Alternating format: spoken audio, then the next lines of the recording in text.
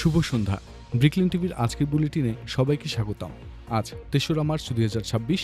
আজকের বিশেষ বুলেটিনে যা যা থাকছে: দায়িত্ব ছাড়ার পর ১ বছরের জন্য অতি গুরুত্বপূর্ণ ব্যক্তি ডক্টর ইউনূসকে ঘিরে বিতর্ক, সীতাকুণ্ডে কন্যা শিশু ধর্ষণ ও হত্যা চেষ্টা, চিকিৎসাধীন অবস্থায় মৃত্যু, সাব রেজিস্ট্রার বদলিতে অনিয়ম ও ঘুষের অভিযোগ। চলুন বিস্তারিত আলোচনায় যাওয়া যাক। নিজেই নিজেকে ভিভিআইপি ঘোষণা করে গেছেন ডক্টর ইউনূস। বিদায়ী অন্তর্বর্তী সরকারের প্রধান উপদেষ্টা মোহাম্মদ ইউনূস দায়িত্ব হস্তান্তরের পরবর্তী ১ বছরের জন্য নিজেকে অতি গুরুত্বপূর্ণ ব্যক্তি হিসেবে ঘোষণায় প্রজ্ঞাপন জারি করেছেন। এই নিয়ে আইন ও নৈতিকতা প্রশ্নে বিতর্ক সৃষ্টি হয়েছে। গত ১০ই ফেব্রুয়ারি জারি করা প্রজ্ঞাপনে বিশেষ নিরাপত্তা বাহিনী আইনের ক্ষমতা বলে এই ঘোষণা দেয়া হয়। দায়িত্ব ছাড়ার পরও তিনি বিশেষ নিরাপত্তা বাহিনীর কঠোর নিরাপত্তা পাবেন এমনটাই উল্লেখ রয়েছে। প্রজ্ঞাপন অনুযায়ী দায়িত্ব হস্তান্তরের তারিখ থেকে ১ বছরের জন্য তাকে অতি গুরুত্বপূর্ণ ব্যক্তি হিসেবে বিবেচনা করা হবে। আইন বিশেষজ্ঞদের মতে পূর্ববর্তী বিধানে রাষ্ট্রপতি, প্রধানমন্ত্রী বা নির্দলীয় তত্ত্বাবধায়ক সরকারের সময় উপদেষ্টাদের ক্ষেত্রে সর্বোচ্চ ৩ মাসের সীমা ছিল। সেখানে কেবল নিজের জন্য সময়সীমা ১ বছরে উন্নীত করা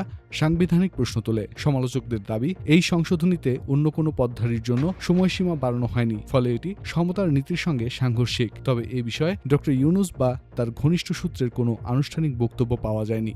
নারী হওয়ার আগেই কন্যা শিশুরা ধর্ষিত হয়ে মরছে। চট্টগ্রামের সীতাকুণ্ডে ইকো পার্কের গভীর অরণ্যে ধর্ষণের শিকার হয়ে গলাকাটা অবস্থায় উদ্ধার হওয়া ৮ বছরের কন্যা শিশু জান্নাতুল নিশা ইরা চিকিৎসাধীন অবস্থায় মারা গেছে।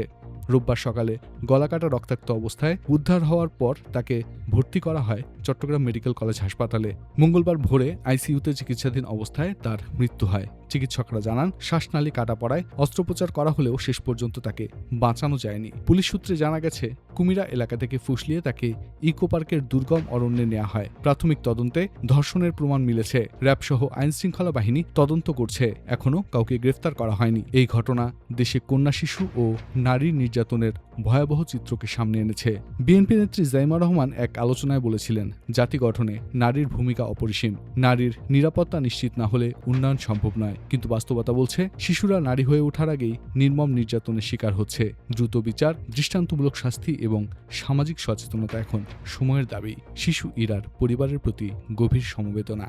আসিফ নজরুলের আমলে নীতিমালা উপেক্ষা, সাব রেজিস্ট্রার বদলিতে শত কোটি টাকার ঘুষের অভিযোগ। অন্তর্বর্তী সরকারের সময় আইন মন্ত্রণালয়ের অধীন নিবন্ধন অধিদপ্তরে সাব রেজিস্ট্রার বদলিকে ঘিরে শত কোটি টাকার ঘুষ লেনদেনের অভিযোগ উঠেছে। সংশ্লিষ্ট সূত্রের দাবি, তৎকালীন আইন উপদেষ্টা আসিফ নজরুলের সময় বদলির ক্ষেত্রে বিদ্যমান নীতিমালা মানা হয়নি, বরং অর্থের বিনিময়ে পছন্দের অফিসে পদায়ন করা হয়েছে। অক্টোবর ২০২৪ থেকে এপ্রিল ২০২৫ এই ৮ মাসে ৪০৩ জন সাব রেজিস্ট্রারের মধ্যে অন্তত ২৮২ জনকে বদলি করা হয়।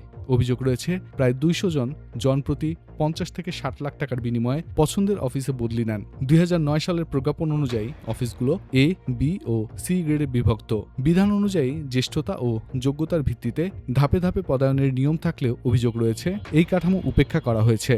১ জানুয়ারি থেকে ২৭ এপ্রিল ২০২৫ পর্যন্ত ১১টি অধ্যাদেশে ১৯৫ জনকে বদলি করা হয়। শুধু ২৭ এপ্রিল একদিনেই ৪৫ জনের বদলির আদেশ জারি করা হয়। বদলি বাণিজ্যের অভিযোগ চরমে পৌঁছালে আইন মন্ত্রণালয় সতর্ক বার্তা দেয় এবং জানায়, বদলি ও পদায়নে কোনো আর্থিক লেনদেনের সুযোগ নেই। দুর্নীতি দমন কমিশনের পক্ষ থেকে জানানো হয়েছে, অভিযোগ কমিশনের নজরে এলে তা খতিয়ে দেখা হবে। প্রমাণ পেলে আইনগত ব্যবস্থা নেওয়া হবে। আজ এখানে শেষ করছি।